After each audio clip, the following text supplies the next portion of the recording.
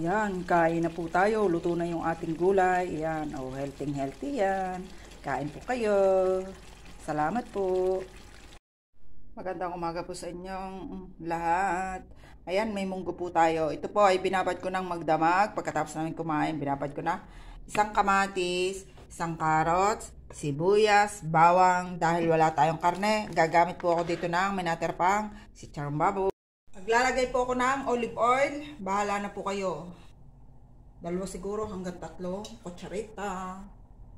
Lalagay ko na po itong sibuyas at bawang. Pagsasabay-sabayin ko na. At saka yung aking carrots. Kakaiba po ito. Pagluluto ko, ito ay pang mabilisan.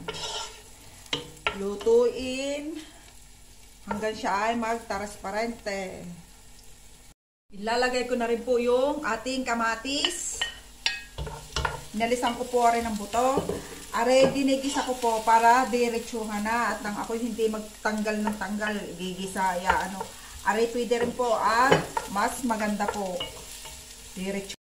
Ilalagay ko na po are, munggo, balatong,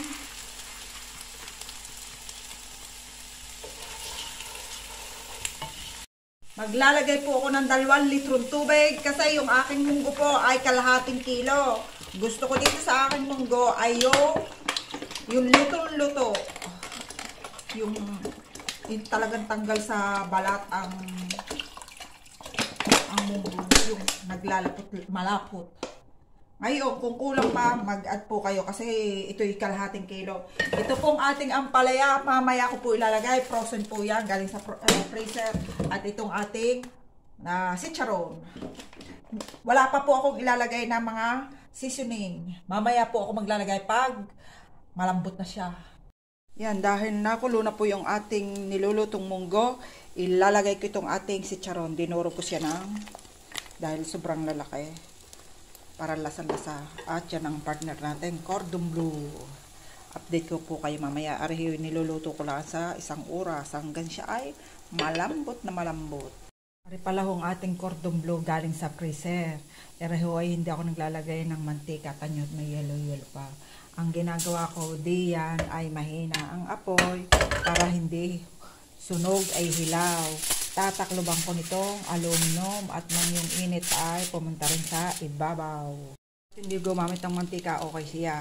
Binaliktad ko na yung isa, are naman sa mahinang apoy. Are ko mainit. Takloban uli natin at lutuin itong kabilang side. Ako ng 1 kutsaritang Knorr cube asin. Bahala na po kayo. Haluin natin at lutuin uli natin.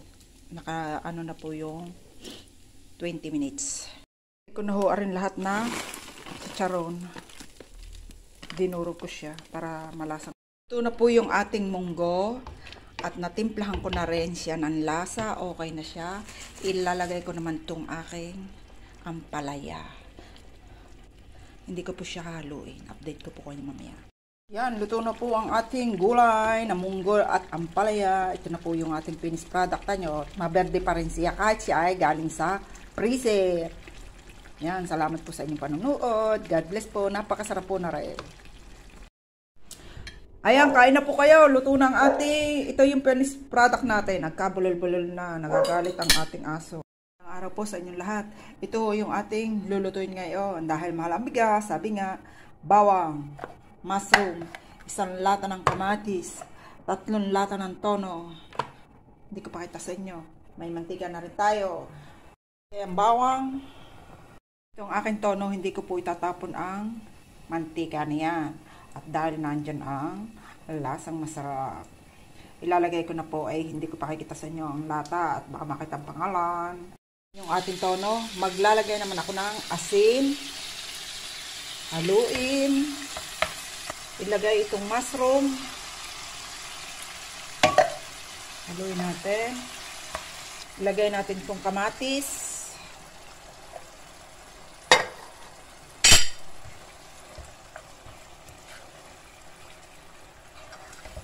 Luto na rin yung ating pasta. Lalagay po ako ng Knorr powder. ating sauce, pero nag-add po ako dito ng siling maanghang dahil hindi po ako nagamit ang paminta. Ayan, kain na po tayo. Yum yum. Ayan, kain na po kayo. Luto ng ating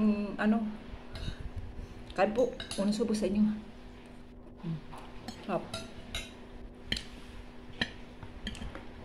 Hindi ko na hinalon lahat. Kanyang lagay ng pasta, kanyang lagay ng sugo. Sarap po rin.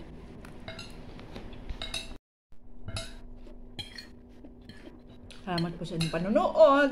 Salamat po ng marami. God bless. Bye-bye.